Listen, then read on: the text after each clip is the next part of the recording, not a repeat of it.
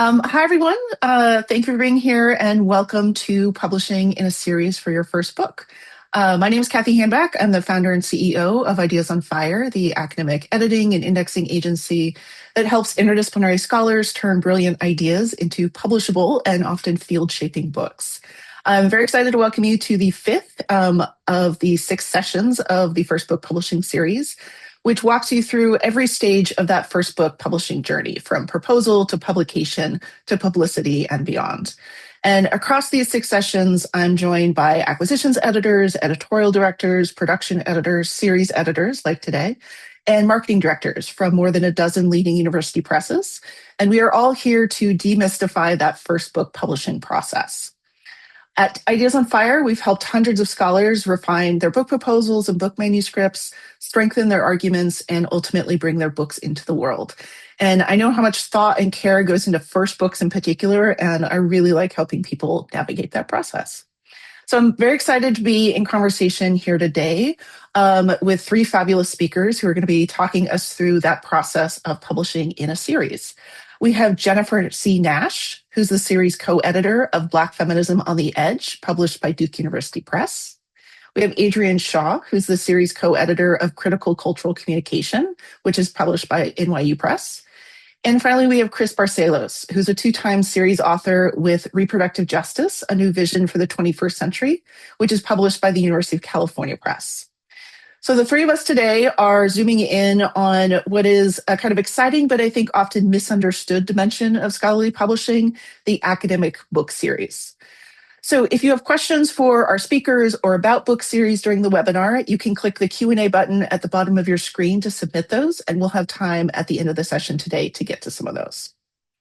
So I wanted to start us off before we turn to kind of more specifics about particular series and particular presses, just to do a kind of brief overview of what is an academic book series. How does it work? How is it different from traditional acquisitions? And what are some of the kind of unique considerations that we'll be talking about today? So in general, an academic book series is a curated group of books organized around a focused intellectual theme published by university press, university or academic press, I should say. So unlike general acquisitions, which for the most part we've been talking about so far in this webinar series, general acquisitions are managed entirely by publisher staff. So these are in-house folks who work for the press. In contrast, a book series is led by senior scholars in the field. These are typically tenured faculty with deep expertise and established publication records in that field. And these series editors, because they're faculty, they're not press employees, but they partner with the press to shape the intellectual direction of the series. They identify and recruit authors, evaluate manuscripts, guide revisions, work on peer review, and help promote the books. And in most cases, they receive, in exchange, a small share of royalties for the titles that they acquire. Series editors usually serve fixed terms, often 2 to 3 years, but that does vary by press and by series and sometimes by editor themselves. And while they play a major role in curating the list, the press's acquisitions editors and managing directors still supervise the series and have final approval on contracts. And some of the folks here today are going to talk a little bit about how that works with their particular series. And one way to think about it is a book series is essentially a collaboration. So faculty scholars shape the intellectual vision of the series, while the press provides the institutional infrastructure. So I'd love to turn to our speakers here today and their specific series that they work with and talk through some of the particularities there. So to kick us off, I'd love to hear from Jennifer and Adrienne. Can you describe the series that you edit? What's its intellectual scope? What are its aims? What is its audience? And also, what is your kind of personal philosophy as series editors? Adrienne, is it okay if I go? Okay. So first, Kathy, thanks for organizing this and for inviting me. It's really great to be here. So I co-edited a series called Black Feminism on the Edge, which is on Duke University Press. I co-edited it with my colleague and friend Samantha Pinto, who's at the University of Texas. I was saying to Kathy before we started that we kicked off the series in 2020 in the middle of COVID. It was our Let's Stay Sane and Keep Thinking project. So it took us a little while for the series to kind of hit the ground running. the idea for the series was born from our kind of shared observation that there were so many series adjacent to Black feminism, but there were no series that were wholly invested in Black feminism as a kind of separate and discrete area of intellectual inquiry. And so we wanted to curate a conversation about Black feminism across the disciplines. I think the main curiosity of the series is to think about what it means to place Black feminism in conversation with surprising disciplines or objects or methods, to think about new and unexpected approaches or avenues of Black feminist inquiry, and to think about Black feminism posing questions that may be unfamiliar or surprising from within the parameters of the field itself. I think when we started the series, we were imagining kind of two kinds of books in the series. So conventional academic monographs and also short books, which is an area that we've been trying to solicit more in. So we were imagining really short books about Black feminism and a particular object or preoccupation or interest of an author. So, say, as someone we talked to the other day was like, "What about Black feminism and Madonna?" I was like, "Yeah, sure, Black feminism and Madonna, like whatever is of interest." But so far, the books that we've published in the series have been quote unquote conventional academic monographs.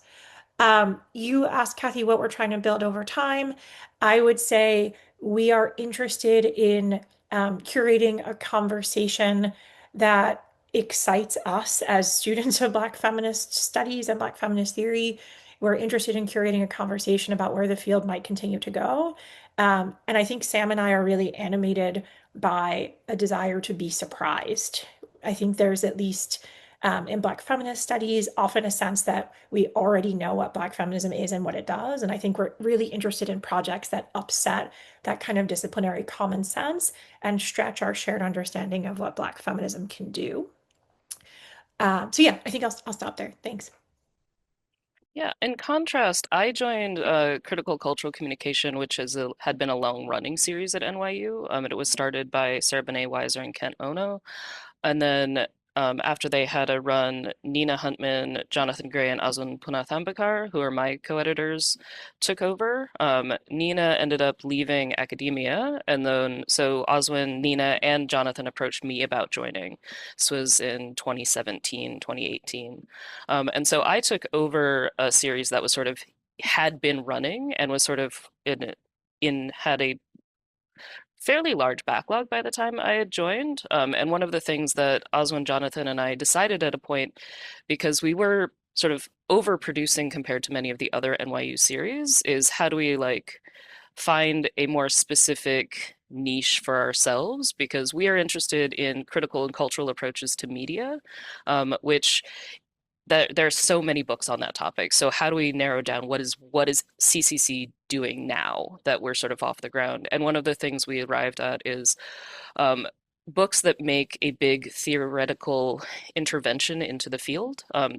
That became sort of our guiding star for most books when we get them is what is the theoretical intervention this is making? What is something that people who don't study this object or this topic, this nation state, whatever, would get out of this book? And so when we focus on media, we tell people we very much focus on sort of popular media, digital media. We don't do journalism. And so not that there's anything wrong with journalism, but we know that NYU doesn't go to the journalism conferences. And so scholars whose work is in conversation with journalism, we're not as good a home for them. So we also, in terms of focus, try to focus in on the kinds of conferences NYU will be at, who are the people at that conference who would be interested in this book. And that also helps us decide what is and is not necessarily a good fit for the series.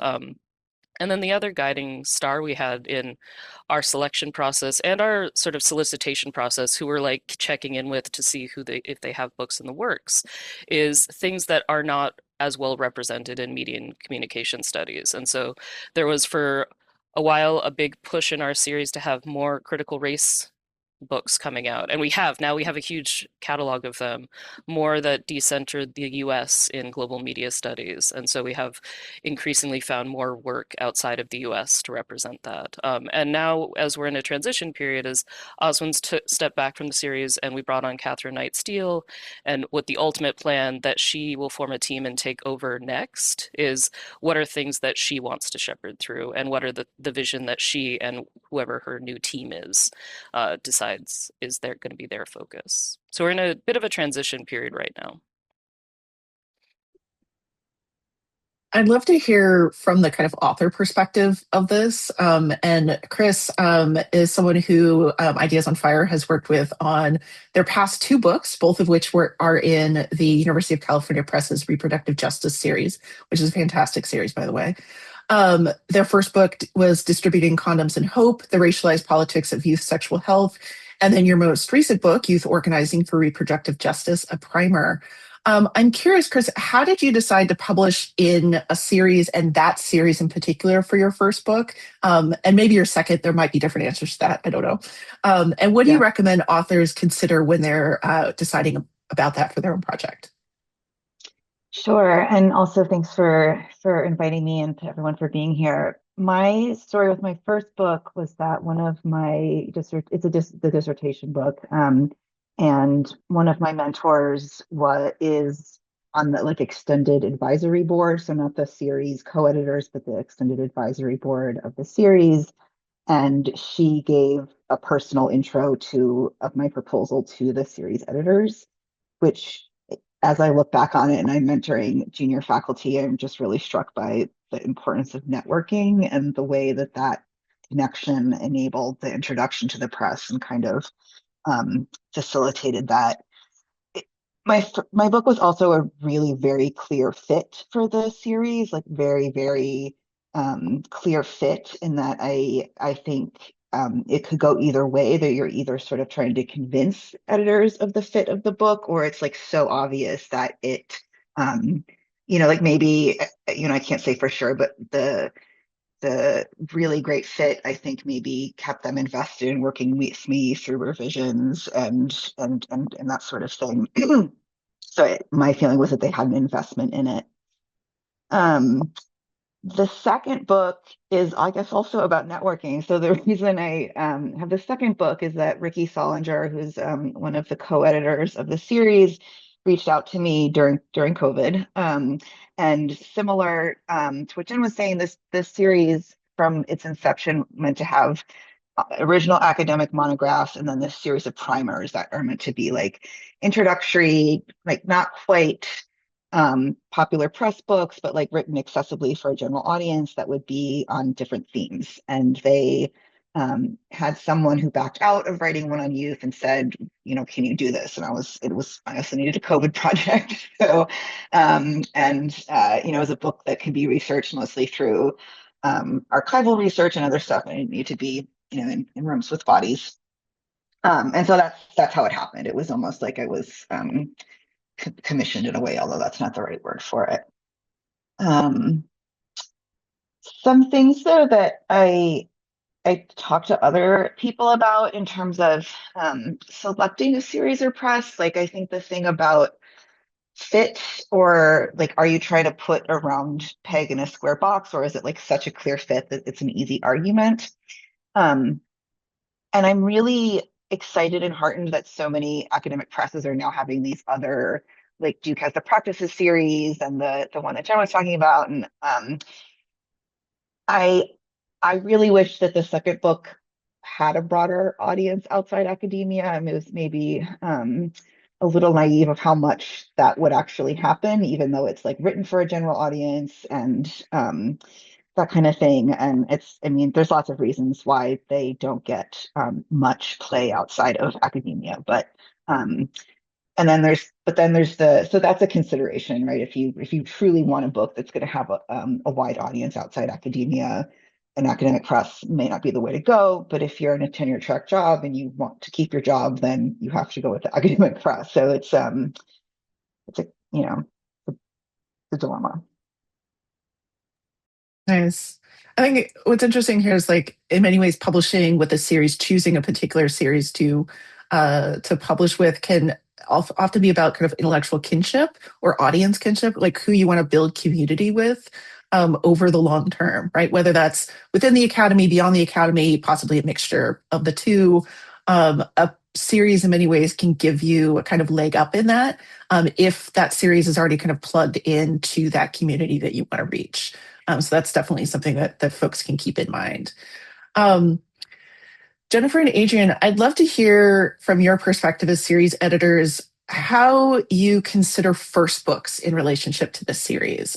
So, what maybe unique factors are you thinking about when you're coming across a proposal, either formal or otherwise, for a first book that wants to publish with your series? Particularly given that most first books, and Chris's is a good example, begin as dissertations and usually have to be tenure books. What kind of things are you thinking about there? I'll go first if that's okay. Um, so one of the big things that we consider is people's timeline. We know that the publication process can be slow, and because we are looking for those big theoretical interventions, we do make sure that first-time authors, if the book can make that theoretical intervention, we will tell them and tell them like how much work would be involved in making that theoretical intervention very clear in their manuscript. Sometimes, sometimes dissertations come and are just really well thought out, are making those big theoretical contributions and are ready to go. Sometimes, and this was the case when I published my own first book, it took me about a year and a half to actually figure out what the theoretical intervention was. And so we try to be clear with first time authors, like if you need a book for tenure and your current manuscript needs like multiple years of work to get there, that we might not be the best fit for you, but we can put you in touch with other presses and other series that might be where they're what they're looking for and like the CCC books, we have a very specific aim for those books. Not every series does, and that like there are good homes for you. And so one of the things we always try to do with first authors is give them what we need for it to be in our series, and then what their other options are if that doesn't work with their timeline, because we don't want to hold people up in trying to make the perfect CCC book when they have a perfectly good book for another series, just because of our very specific editorial aims. Yeah, so I appreciate Adrian's comments about timeline. I think Sam and I always try to speak very frankly with first-time authors about what they need and when they need it, right? And we also try to be really, really candid about the fact that some presses are slower than others. And so, just trying to, sometimes folks will approach us when they're grad students, sometimes they'll approach us when they're third year assistant professors. Those are folks on very different timelines. I think the other conversation that we try to have very early on is a conversation about how a first book is not just a revised dissertation, but is a different kind of animal. And that can be a painful conversation at times because a dissertation takes a lot of time and a lot of work. And hearing that, you actually oftentimes have to fully reconceptualize it or rethink the voice of the project can be hard to hear. And so one of the conversations that we often have with first-time authors is how do you move from something that is a dissertation, which is an exercise that you complete to graduate, where you show your mastery of a particular field, oftentimes through lengthy literature reviews, to a book that somebody wants to read that has a clear and authorial voice that tells a story. That's a huge transition. And so we try to think with authors about that. And I do think the question of voice is really important. And we'll often talk to first time authors about, what kind of voice do you want this book to have? How do you want it to sound? What do you want readers' experiences of the book to be? Which, again, at least for me, when I was a graduate student, were not questions that I was thinking about my dissertation, but I think are key for a first book. I mean, in many ways, it sounds like both of you, in different ways, but I think are both evaluating not just the manuscript in and of itself, but also the kind of broader context, both of the author, so the kind of work that they would have to do and how that fits into their professional goals, their life. But then also, does that fit with your editorial vision for the series and kind of how that plays out? What's the Venn diagram kind of overlap there, right? Yeah, and one of the things that I do tell people, like, I am one of those series editors. I will give people very detailed feedback on their proposal, especially if it's something that sort of aligns with my research areas and I know what the rest of the field looks like in that terms. I'll be very clear about the difference between what they need to do to get this published anywhere and what they need to do to get it published with us, and that they don't have to do that work to get it published with us if they just need it published. And just to not encourage them to make the book I see in their materials, but the book that they need to publish. Thinking about it that way. Chris, I'm curious if you kind of experienced a version of that with your first book. Like, what did you learn maybe about framing that first book, or maybe also the second one, specifically for the series that you worked with versus just the press as a whole? Yes, two things. One is that I didn't feel like I had to do very much like reproductive justice 101 in the book itself, because the first series in the book was literally called Reproduction Justice and Introduction.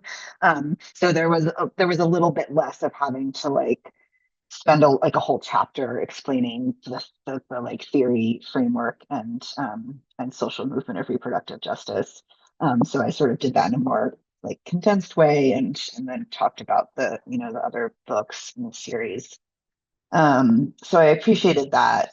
I A thing that I have thought about in the time since is that um, this is true for any press, but when you're in a series, you have no control over um, the company you will keep or the other books in the series, right? So like there are possibly some books in the series that I would have really strong like ideological or political differences with, and they're in the same series, right? So that could affect how people might view them, or make assumptions about the book itself, or the author, right? So people make a lot of assumptions about who I am or what I study because of the series or the titles of the books. So, um, yeah. Interesting. I mean, I think in many ways, it's when you're in that author position, you're not just thinking about what is going on with my book, but like, how does my book fit with this broader community, right? For better or worse, right? Yeah. Jennifer and Adrian, let's kind of talk about how do folks get this conversation started? Like, how do you prefer authors begin that series publishing conversation with you? Do you like early informal conversations? Both of you mentioned you talk to folks at various stages in development. Are you looking for a proposal and sample chapters? Do you want a full manuscript? What is it that you're looking for in terms of how you want folks to approach you about potentially working with your series? I think any of the above. I think so. Sam and I get emails from people pretty regularly. We have lots and lots of Zoom meetings and phone calls. And sometimes it's someone who's like, hey, I have a seed of an idea. Does this sound like something that might maybe be of interest to you down the road? Or sometimes we have ideas like it would be a dream to have X person on this series. Let's reach out to them and have a kind of brainstorming session and see what they're interested in. Oftentimes people will say, I'm working on a proposal or I have a proposal I'd like to show you. For us, those are great conversations because we have a text to work with, right? And so we can kind of mark it up and work through it together. And sometimes people want to have a meeting with us when they have a proposal and sample chapters. One of the things that Sam and I always try to be clear on, especially with first-time authors, is we are not the gods you have to satisfy. We see ourselves as champions of the book and champions of the series, but ultimately all decisions are made by Duke University Press. And while we can always say this is a book that we feel really strongly about, the book, like any book submitted to the press, has to go through the regular channels of peer review. Like our enthusiasm is not sufficient to get the book published, and so we always like to be transparent with people about that. But I think more conversation is better than less conversation, and sort of at any stage of the game is works for us. Yeah, I would say very similarly, like I liked if people are meeting with me at conferences or more casually just approaching me, I usually like to treat those as a chance to give them just, especially first-time authors, advice on like how to work with this press. What are the things to think about in terms of timeline? What are the things to think about in terms of the audiences this book will be shown to? So while we do draw a lot of books on international topics, because that was something that we felt was very important to our field and our particular niche of that field, we also know that NYU doesn't market very heavily outside of the US. And so, like, the US is the primary market for the press. And so we try to make authors who are writing beyond the US to make sure that they know that that's who's going to be treated as the primary market, and that will be both a concern for them in terms of what conversations their book enters into, but also just a thing to keep in mind that the press is also evaluating. I personally like it to get a proposal before any sample chapters, mostly because I can tell from the proposal if it hits those key points that our series is looking for. And usually, I think first-time authors especially don't realize this. Submitting a book proposal is not like submitting a journal article to a journal, right? It's not a desk reject. It's a conversation, right? And so if you send me a proposal and there are things that I see you're not really emphasizing, or I know how you could pitch this a bit differently. I'd like to give you that feedback before you've done a bunch of other revisions on the rest of the manuscript. There's no deadline for you to get back to me on any of those revisions, but if I see something that I know reviewers are going to react negatively to, like I and my co-series editors, we try to get you to address those before you submit more, because we don't want you to get dinged by reviewers for something that we saw was an issue from day one, right? And so like we try as much as possible to give advice for whatever stage people are at. When it comes to sample chapters, we usually want to make sure that we're on board with the whole idea before you send us sample chapters. And then sample chapters are really what we ask for once we're on board with the book enough that we know we're going to send it on to the press for next steps. And the press will always need those sample chapters. So we usually do, if we get a proposal and we're keen on it, we'll send it to the press ahead of time as well, just to get it in their books and in their view. But we definitely need sample chapters before we send it on to the press, and so that's the last thing we ask for. I posted in the chat some resources about book proposals and kind of working with editors and navigating peer review. And several of the previous webinars in the series have talked in more depth about that. So if folks are here and have questions about that, I definitely recommend checking out those videos where a lot of acquisitions editors were talking about similar concerns in terms of how to ensure that your book proposal is strong. What are they looking for? Who does that book proposal go to? Like who beyond a series editor or an individual acquisitions editor is looking at that, and who does it need to speak to at the broader press and in the broader kind of communities that are taking a look at that. And I think both of you kind of raised a really good point about there's no kind of bad time to start that conversation, but you do need to start it, right? Like you do need to approach editors. And I know that can be scary, whether they're acquisitions editors or series editors. But I think both of you have explained that it's not an adversarial relationship. It's literally your job. It's what the press has that's why you're there, right? Is to meet prospective authors, to have conversations about books, to offer feedback, even at really early stages. So I certainly hear both of you encouraging authors to not view that as intimidating, but as a chance to start to get to know where you might want your book to live, right? Yeah. If I can add one thing, when it comes to tailoring the pitch, explaining why the series is a fit, one thing I think it's important for authors to think about is in that section of the proposal where you talk about competing texts, if none of those are published with NYU, then any case you make for how it fits in the series is being undercut by that. And so it is like you're being put, I think Chris talked about this as well, you're being put in a community of all the other people on that list. And so if you don't see the connections to books that we've already published, then it's not that it will diminish the impact your book can make in our series, but it does sound like if you list all of Duke University presses as your competing books, then it becomes a question of why is this an NYU book if it's so in conversation with Duke books? And there are ways to, and that's a conversation we can have between an author and a series editor once you've submitted that initial proposal, and we can give you feedback on it before sending it on to the next stage. Yeah. Chris, I'd love to hear about that kind of tailoring process from the author perspective. So, did you find that there were moments during the revision process when you felt the kind of presence of the series shaping your decisions, whether that's about tone, structure, content, citation, anything like that? Like, did you experience that? And if so, like in what ways maybe did that feel generative and helpful as you revise? And then maybe in what ways did that feel challenging, if it did? Sure. So I did not feel much of that shaping from the series. I think, and I don't have comparison because it was the only, my two books are both in the same series, but the editors were both acquisitions and the series editors were followed very closely the readers' review reports. So like that was really the responding to those was really what convinced the editors to move forward. And so I was mostly responding I got very little editorial direction actually. It was mostly through the peer reviews. So there were some concepts that at the beginning, I think Adrian was talking about like what is the theoretical intervention that I had to fight for and fought for successfully because they were things that were like central to my argument that I wasn't going to let go of.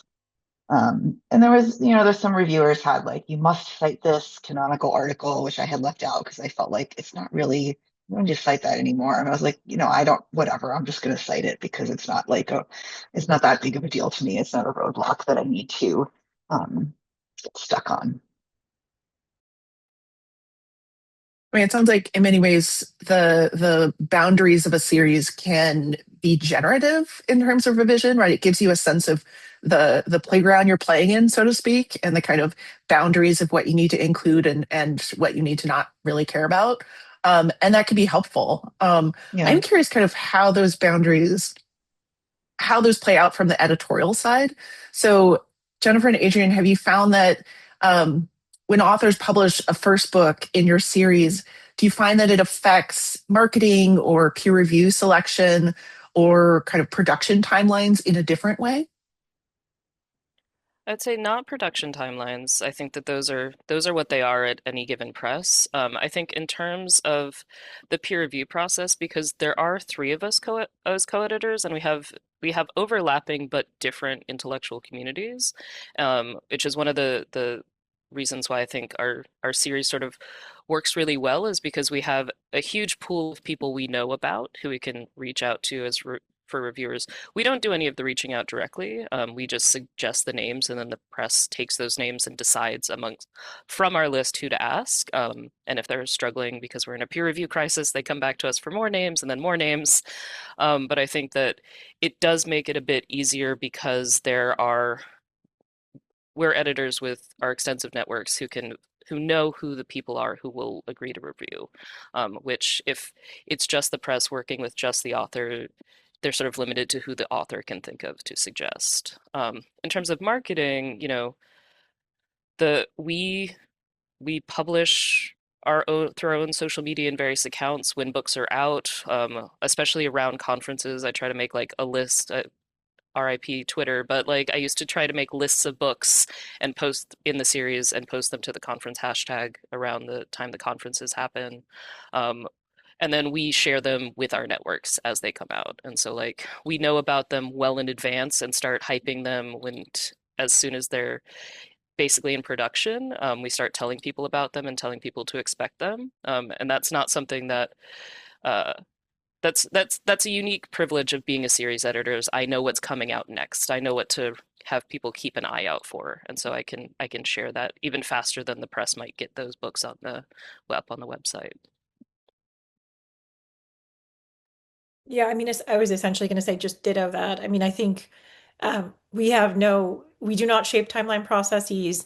I don't think we really shape endorsement processes. I think the ways that we help um, the press around peer review is just, as Adrian was saying, by providing additional names when they're necessary, or by saying, you know what, this book is stepping into a really big fight in the field, so maybe don't ask these people to peer review the book. There might be other folks who are better. But I think where a series really makes a difference is around marketing, because as Chris said, you're essentially joining a conversation that already exists, right? You're joining a conversation, and so your book will be marketed as part of a conversation. And I mean, I think of series that have incredible visibility in my mind. Like I think of sexual cultures. Like this is a sexual cultures book. That's become like a brand, right? Or this is a Black Outdoors book where it's like that means something, right? And you kind of know the books that are on that series. I think as series editors, as I said before, we're champions of the book. And so, as Adrian was saying, before conferences or when a book is coming out, we are there on Blue Sky. Yes, RIP Twitter. We are there on Blue Sky championing the book on Instagram. We are trying to have little Zoom parties to celebrate books that are coming out in the series. and trying to kind of stage conversations among authors in the series. I think we see it as our job to promote the visibility of books that are in the series anyway, in any ways that we can. So I think the biggest difference in being in a series, and I've been in a series with two of my books and then not in a series with two other books, is just around that kind of visibility. Yeah, it definitely does shape the marketing, and I very much agree that that many series the editors have done a fantastic job of building them where they really are kind of standalone brands. I mean, we know who they're affiliated. We know the presses that they're affiliated with, and the presses have done a very good job at cultivating that, and I think that's fantastic.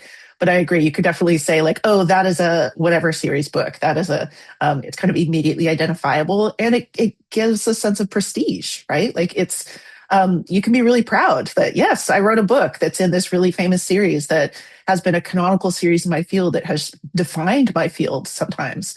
And that, brings certain things to not just a first book, but to any kind of book for sure. Chris, did you find that your series affiliation with both of your books or one of them, did you find that it shaped how the books were received, like how they were reviewed, how they were engaged with by authors, how they were marketed? How did this kind of series placement shape that for you? Well, the first book is hard to tell because it came out in December of 2020, which was a really terrible time for a book to come out. Because people hadn't really gotten the groove of the like Zoom book release parties and that kind of thing. So the marketing was incredibly difficult, both on their part and on my part, because the world was such a disaster. I mean, it's always a disaster, but the particular flavor it was at that moment. Um, I think it's relevant also for folks in attendance to know my book was like at the one of the first published in the series. So that first primer had come out, and then like 6+ years later, the first mine was the second book of original research that came out, and so there was like my reviewers were not from the series. They weren't necessarily even working on similar topics because everyone that could have been peer reviewers was either writing books for the series or on the advisory board. Um, so, and then in my second book, they reached out, I think, to the same people because they, would do it again.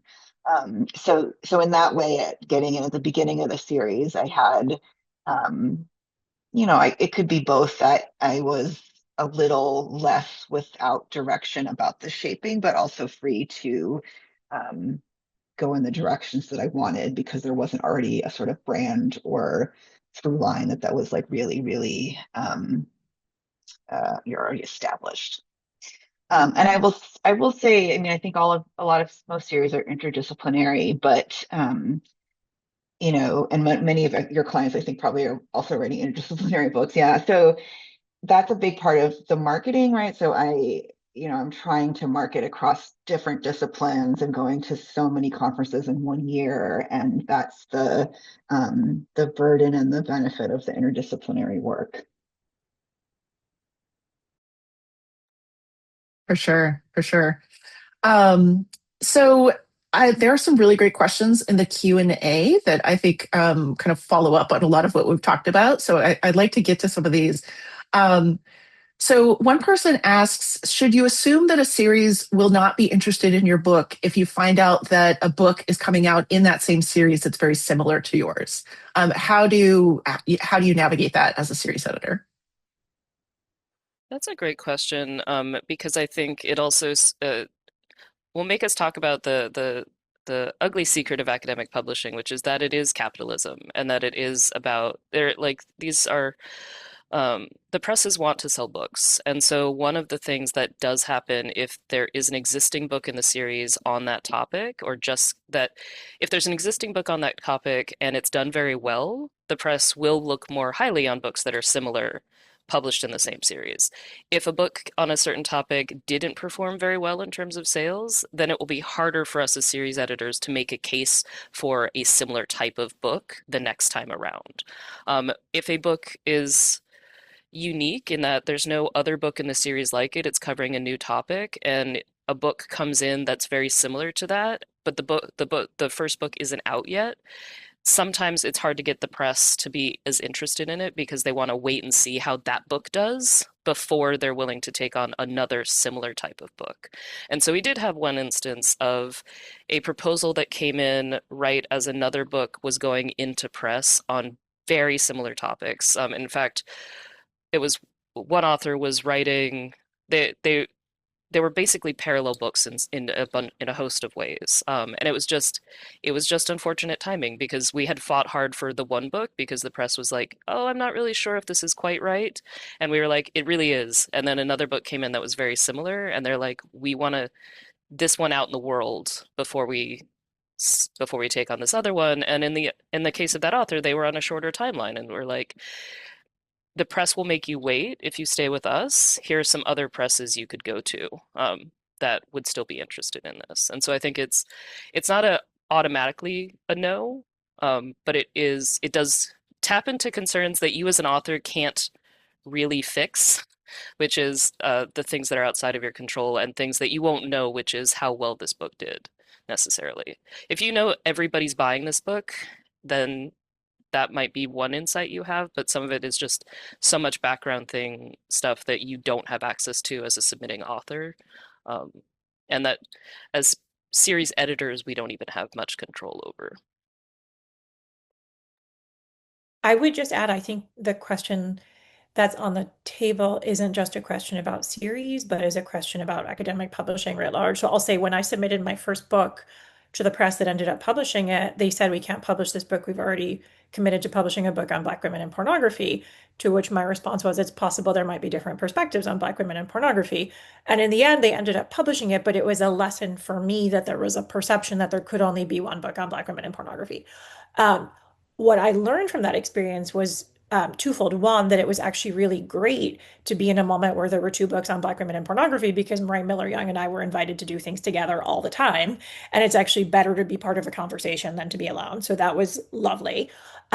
And also, I learned, and I think this is a first book lesson, that my book wasn't about what I thought it was about. Like I was pitching it as this is a book about Black women and pornography. And then I realized this is a book about Black feminism and visual culture. And I'm thinking about that through the lens of pornography, but it's not about porn. So actually, Marie and I were writing indeed very different books, even though we shared a set of similar objects. So I think all this to say, I think sometimes there are really interesting, clarifying conversations to be had with people like us, with series editors that are really like, how do I describe what my book is, right? Is the way that I'm talking about my book really what it is? And the last thing I'll say is like, I think it's often exciting as series editors to be able to say, like, our series is at the forefront of publishing books on, say, Black feminism and science studies, right? Like, look at these two or three books that we've published, that's actually an asset and not a liability. Absolutely, absolutely. And I think it's often a fear that folks have of like, will a press be interested in mine if there's something that came out recently that I may or may not have access to. And I think this is a really great point about sometimes a press might come back and say like no, but you can also work with that a little bit, right? Like you can make a case for why they should, why it might be important to have multiple perspectives on a similar topic, or why the topics themselves might actually not be as identical as an easy read might imply. So I think this is a really good point that authors can follow up, right? It's part of a conversation, not just a gatekeeping yes or no, go away kind of thing, for sure. Somebody asks if you are, actually, there are kind of two questions around a similar thing, so I'm going to kind of combine them. Do you recommend that authors simultaneously submit proposals to a series editor at one press and maybe that same proposal or a tailored proposal to a different press? So I think the question is, can I submit a proposal to a series and to a different press? Which, I mean, on the surface, yes, you can. And you're encouraged to submit proposals to multiple presses. But I am curious about your responses about the series fit question with regard to that. That was a very confusing way of combining these questions. I'm sorry. Is the question, should you talk to multiple series and should you tailor the proposal to multiple series? Yes, that is a much clearer Okay. way of phrasing that. Thank you. So my advice would be to not tailor too much to the series. So I think the book proposal, you really should just the how do I say it? The thing that I would like to see in your book proposal is not why it's a fit for my series, it's what is your book? And I really want you to have thought about like what is the intervention your book is making? Who's this book for? What are the takeaways that people are going to get out of it? Um, I and my co-editors for the series will debate fit. That's something different. But like, who are the books your book is? Who are the other books your book is in conversation with? I think is a better way to phrase it than competition, which I think is what most book proposals ask for. Like, who are you on a shelf with? And so, if you are on a shelf with books in multiple different presses, then I would approach multiple different presses for your book. If you're all of the things you can think of are with one press, if you can't find a fit with that press, then in order to find a fit with other presses, you'll need to start looking at what those other presses have done. Like, what are the books you could be in conversation with that you aren't already? Um, I always think it's great to reach out to as many series editors as possible, but I will say if you're, at least for NYU, if you're submitting to one series in NYU, if we see it and we don't think it's a great fit for our series, we'll still pass it on to the press, especially if we know there's another series at the press that it could be a good fit for. So we are constantly passing things back and forth between CCC and post-millennial pop because most of the time a lot of books are not sure which one to send it to, and it's usually it will get sent to both of us eventually through the press. And the same way, if you if even if it's not a fit for the series, if we still think it's a really strong book, we will pass it on, and we think that the press will be interested in it, we'll still pass it on to the press in the same way. It just won't be a CCC book. And so I think as long as everyone knows, as long as your book doesn't go out for peer review, it's fine to send it to multiple presses. The time that people get upset is if they've burned peer reviewers, and especially right now in a peer review crisis, because you said you were sending it to us and then you sent it to a couple other presses without telling us and then went with them. And so we've just used up two peer reviewers who we might have used on another book. And that's the only time that it ever becomes an issue, I think, with submitting to multiple presses. Nice. So one question is, I wanted to follow up on the point about competing books or maybe books, textual kin, shall we say. Does the conflict matter most when applying to a book series or in general if you cite competing books from other presses? I think this person is asking, like, is there a difference if you find that most of the books your book is in conversation with is from a different press than you're courting? Does it make a difference whether you're submitting to a series versus a general acquisitions editor?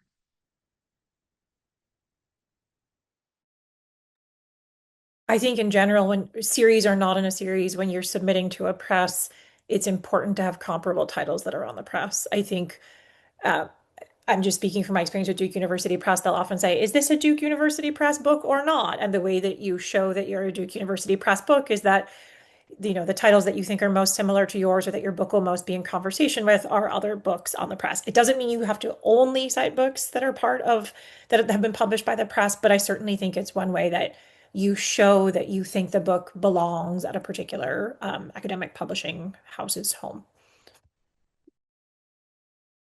Yeah, similarly, it's not that if you list books from other presses, it's not necessarily the only thing we look at, but if nothing is from NYU, then it becomes a question of like how does this fit in? And sometimes it might, and sometimes, but if everything you list is from the same press, that's when we start to raise our eyebrows. And to a certain extent, it even if it's other books in NYU, it doesn't have to be in our series necessarily. It's just other NYU books. There are like each university press kind of has its own brand, and I it's sort of there's no clear way for me to explain it. Like, but there is a difference between an NYU book and a Duke book and a Minnesota book and a California book. Like, there's just like a different vibe to them, for lack of a better term. Definitely, definitely. So somebody asks, what advice do you have for authors? And actually, this might be interesting to hear from Chris as well on this. What advice do you have for authors who are choosing between a very prestigious press in their field without a series, so general acquisitions at a top tier press, versus a slightly less prestigious press in their field, but has a series that feels like a very strong intellectual fit? That's a good question, and there's multiple ways of answering it. So the wisdom I always got was like for journal articles or for books is to like aim for like the top and then, get the feedback and then, whatever. I am personally not someone who's very concerned with prestige.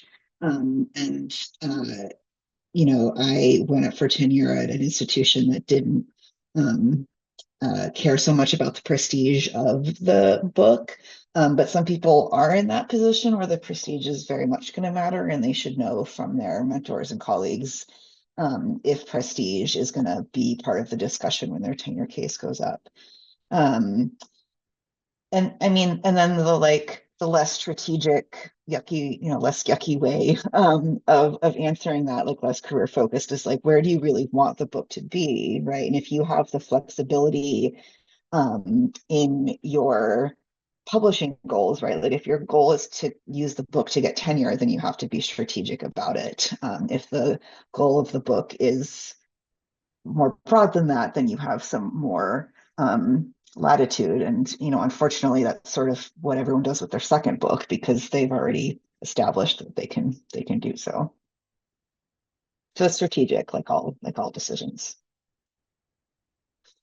Yeah, I would say ditto to all of that. Like it is you would need to talk to your colleagues at your university to see if the prestige matters more than the conversation it's with. There's in a perfect world, like I think the best colleagues I know that sometimes the best place for a book or a journal article is the place where it's going to be read by the people who are going to cite it and talk about it and be in conversation with it. That unfortunately doesn't, especially in the interdisciplines, doesn't always overlap with quote unquote prestige. And so like it it really depends on your career stage and the expectations of your department. Some departments you can publish a book and that's what they want is you published a book and so they won't worry too much about that. And in those cases, take that freedom and put it in the place where it's the best conversation if that fits what your career goals are.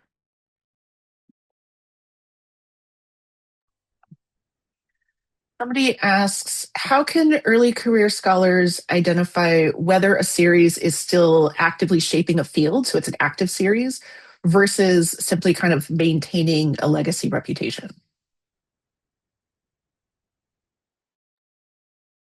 I love the phrase legacy reputation. I would look to see, how many books are being published, and how regular does publishing seem to be.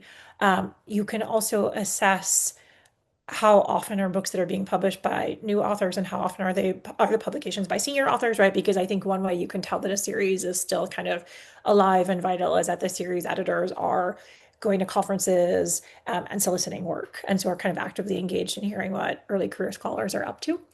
Um, yeah, I think those are kind of like the two main metrics that I would think about. You can also, I mean, I know you said at the beginning, Kathy, that sometimes series editors have terms. At Duke University Press, series editors seem to be around for a really long time, and series tend to linger for a long time. But sometimes what will happen is that a series that was started 20 or 30 years ago will live on, but will have new editors step in who will kind of give it new direction. And so I think that's something else that you can look at. Maybe a series that has been around for a really long time suddenly has new editors. And so I think you can often read that as a sign that there's a kind of new energy and even possibly that the series will move in a different direction because it has new leadership.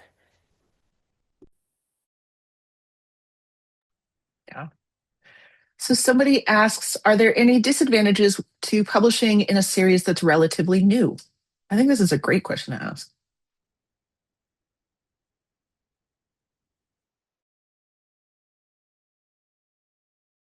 I mean, I feel like Jennifer might be able to answer this better, but I think that there is the only I can't think of a particular disadvantage. I mean, I think like there is a you don't have the same back catalog of work to reference when you're submitting your proposal. So you don't have you don't have as clear a sense of what are these editors looking for. So there's that. But I think in terms of all of the benefits of the series is really like having that person between you and the press, who's willing to help shape it. And I feel like that isn't isn't particularly different for new versus legacy series. Is that the phrase you used? But I think that there is like there might be less of a machine in quite the same way. Like if it's the very first time, especially if the co-editors haven't worked much together, like there could be some figuring it out that happens, especially in relationship and the building of trust between the press and the series editors. Like that's something we didn't actually talk about, but like we do have to win over the editors of the press as well. Like they need to learn that they can trust us when we say like this is good and or yes, this seems like it's not exactly what we've done before, but we think it's going to really do something important. And so like there's a level of building trust with the acquisitions editors that we have to do, but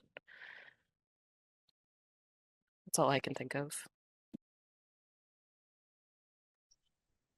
From the author side, I think it was an advantage, mainly publishing in a newer series because um, there was not very set anything, right? So I could be kind of at the beginning of shaping that. Um, and also like on a like when books are listed in order of publication, mine's always at the top. So I kind of, appreciate that. Jennifer, did you find that when you first started the series with Samantha that this was a concern for authors, or was everyone just like super excited to submit to this new series?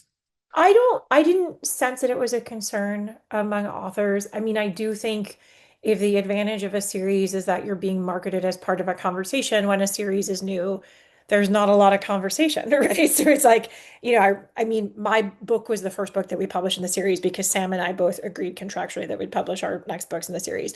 And then the first book that came out that wasn't by us in the series, we did a lot of like splashy publicity around it because we wanted the author to feel like there was a conversation that was happening. So I don't think the author experienced it as a disadvantage. I just think it's like a bit of a marketing conundrum, like how to sell that there's a conversation happening when the first person's in it. But I don't I think honestly most people are just so overjoyed to be published and feel so excited to have made it to the end of a very long road that I don't think people really experience anything as a disadvantage.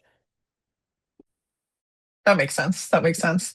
So we have time for maybe one more question. And somebody asks, for both Jennifer and Adrian, would you be willing to share the number of proposals that you get? Say they're asking in a year, but if you have a different time frame, that'll work. I would say I easily get averaged out over the year probably 2 to 3 a month. That it definitely goes up like at the beginning and end of a semester. I would say we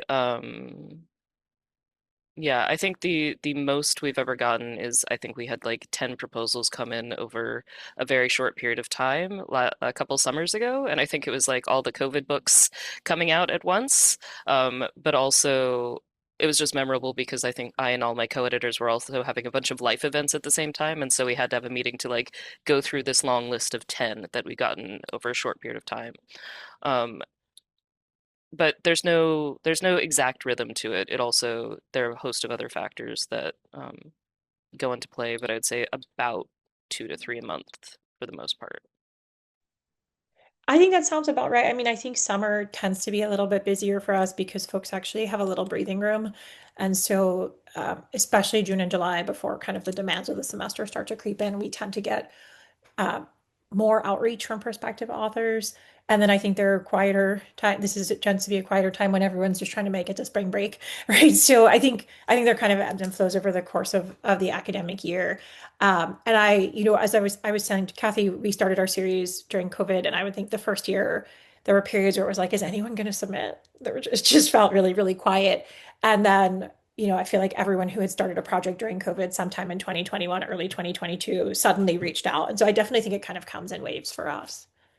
I will also say, like, the number doesn't really affect our acceptance, like what moves on, like what it we can get a ton and we can move them all on. Authors are it's on such different timescales in terms of being ready or not. And so like of those 10, yes, there were ones that weren't a good fit for us, but like the number doesn't necessarily matter in terms of for first time authors whether or not we're going to look at it or accept it. You're not up against a pool for any given cycle. Awesome. So we are coming up on time here. So I want to thank all of you for joining us today. I hope you're coming away with some good ideas for publishing in a series for your first book, why you might want to, and the different things to consider. I very much want to thank Jennifer, Adrian, and Chris for sharing your experience and your expertise and your advice. All registrants, you'll be getting a recording of the session in about a week or so keep an eye on your inbox. Please don't hesitate to reach out to me if you have any questions about editorial support, about book series, about scholarly publishing. And finally, don't forget to join us for the next and final webinar in this year's series, which is about marketing your first book. And that's coming up on April 13th. I put a link to register in the chat, but you can also find that link on our website at ideasonfire.net. Thank you all for being here, and I will see you next time. Thanks, everybody.